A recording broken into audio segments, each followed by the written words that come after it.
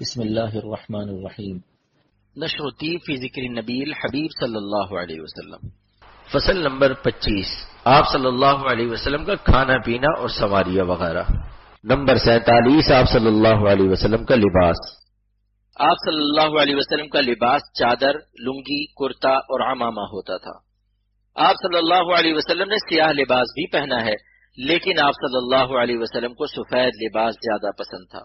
آپ صلی اللہ علیہ وسلم نے کتان اور اون کا کپڑا بھی پہنا ہے، مگر سوتی کپڑا زیادہ استعمال فرماتے تھے۔ بعض مواقع پر قیمتی کپڑا اور قبا بھی استعمال فرمائی ہے۔ آپ صلی اللہ علیہ وسلم ٹوپی کے اوپر عمامہ پہنتے تھے، کبھی بغیر ٹوپی کے بھی عمامہ باندھ لیا کرتے تھے اور کبھی بغیر عمامے کے صرف ٹوپی بھی پہن لیتے تھے، کبھی شملے والی پگڑی باندھتے اور کبھی بغیر شملے والی۔ آپ صلی اللہ علیہ وسلم کا کرتا سوتی ہوتا تھا، جس کا دامن اور آستین زیادہ لمبی نہیں ہوتی تھی۔ آپ صلی اللہ علیہ وسلم کی لنگی کی لمبائی 4 ہاتھ 1 بالش اور چوڑائی 2 ہاتھ 1 بالش تھی۔ روم کے بادشاہ نے آپ صلی اللہ علیہ وسلم کی خدمت میں ایک پوستین بھیجی تھی، جس میں ریشم کی جھالریں لگی ہوئی تھیں۔ آپ صلی اللہ علیہ وسلم نے اسے بھی زیبتن فرمایا۔ آپ صلی اللہ علیہ وسلم نے پائجامہ خرید فرمایا اور بعض روایت میں ہے کہ پہنا بھی ہے۔ آپ صلی اللہ علیہ وسلم دھاری دار چادر کو پسند فرماتے تھے۔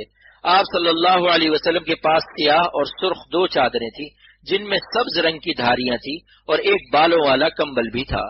آپ صلی اللہ علیہ وسلم کی چادر کی لمبائی 6 ہاتھ اور چوڑائی 3 ہاتھ 1 بالش تھی۔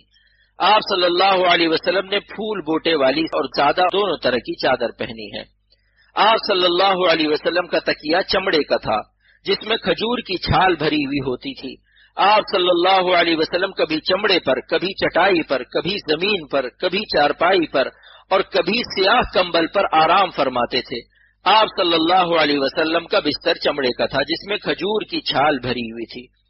آپ صلی اللہ علیہ وسلم بدن ڈھانکنے کے لیے چادر بھی اوڑھتے تھے، اور آپ صلی اللہ علیہ وسلم نے جوتے اور موزے بھی استعمال فرمائے ہیں۔ اللہ تعالی ہم سب کو رسول کریم صلی اللہ علیہ وسلم کی اتباع اور محبت کاملہ نصیب فرمائے، آمین۔